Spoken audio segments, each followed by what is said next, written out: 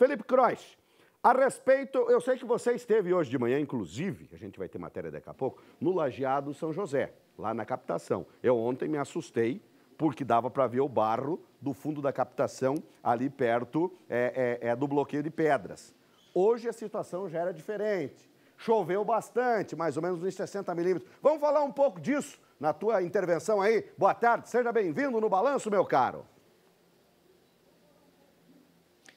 Boa tarde, Eduardo. Boa tarde a todos que acompanham o Balanço Geral. Isso mesmo. Hoje pela manhã, eu e o cinegrafista Roberto Bortolanzo, nosso ninja, a gente foi até lá o Lajeado São José para ver como é que estava a situação lá. Conversamos, inclusive, com o responsável pela Casan e o que ele disse para a gente é o seguinte: essa chuva de mais de 60 milímetros aqui na região de Chapecó realmente fez uma diferença, conseguiu elevar o nível do Lajeado São José, já está quase transbordando, quase em 100%, porém, ainda continuamos em situação de emergência. Várias cidades aqui da região também estão nessa situação, pelo menos 7, e o que acontece é o seguinte: essa chuva ela tem que continuar desse jeito para que a situação seja normalizada, porque se a previsão de chuva ela não se concretizar, a situação volta a continuar complicada, e é claro, a gente segue acompanhando, daqui a pouco tem a reportagem completa sobre esse assunto do Lajeado São José, mas para falar sobre a chuva, né, o pessoal estava esperando, sofrendo com a estiagem, mas ela veio bem forte, um temporal aqui na região oeste, várias cidades tiveram prejuízos. Vou conversar com o meteorologista Peter Scheuer, que tem detalhes para a gente.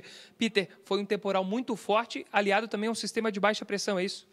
Exatamente, Felipe. A gente teve um sistema de baixa pressão, uma baixa pressão que se aprofundou sobre o Paraguai, e essa baixa pressão ela foi reforçada pelo fluxo de umidade que vem da floresta amazônica.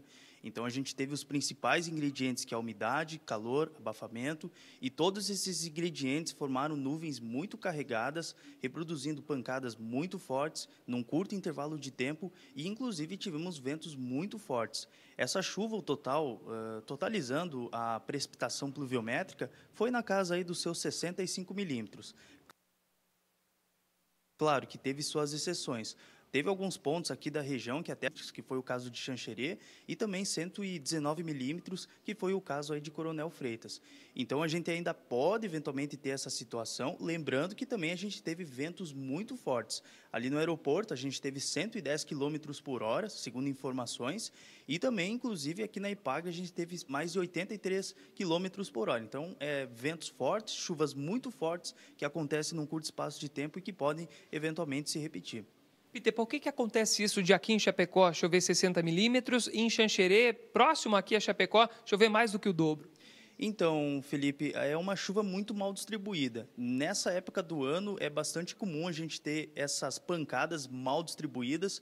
Chove num canto bastante, chove na outra área vizinha um pouco menos. Então, esse parâmetro que nós meteorologistas chamamos de chuva irregular é bastante comum nessa época do ano, até porque a chuva ela é heterogênea, ela nunca chove numa mesma proporção numa determinada área. Então, sempre a gente vai ter uma diferença. Eu acredito que até alguns pontos aqui de Chapecó têm até passado dos seus 60 milímetros, justamente que pela área da captação dessa chuva, teve pontos aqui que a gente até teve alguns transtornos. Então, essa chuva que veio num curto espaço de tempo, ela pode também ter se repetido em outros pontos com mais até de 100 milímetros. Claro, uma chuva muito mal distribuída para a época do ano.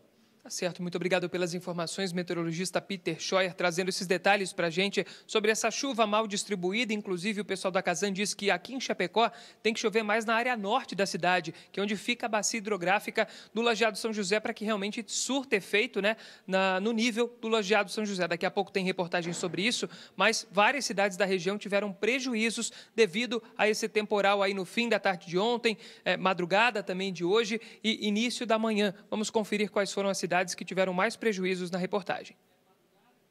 Por volta das 2h30 da tarde de ontem, no município de Ipuaçu, o vendaval causou danos em residências, escolas e até mesmo em unidade de saúde. 11 casas ficaram danificadas, além de quedas de 3 árvores, postes caídos e prejuízos na fiação elétrica. Ainda na noite de ontem, por volta das 9 horas, em Xanxerê, a forte chuva causou alagamentos no bairro Vila União, Esportes e Centro. Nas últimas 24 horas, cerca de 141 milímetros foram registrados pela Defesa Civil. Alagamentos deixaram residências danificadas no loteamento Jardim IP, no bairro EFAP, em Chapecó. Na rua Oscar Leopoldo Mate, os moradores reclamam da tubulação trancada e a água que se acumula. Pois é. Além disso, municípios como Abelardo Luz, Coronel Martins, Ipuaçu, Novo Horizonte, Quilombo, São Lourenço do Oeste, Passos Maia, Marema, Lajeado Grande, Xaxim ficaram sem energia por algumas horas, né, minha gente? Resultado do vento forte. E o que esperar para hoje? O que esperar provavelmente para amanhã, sexta-feira?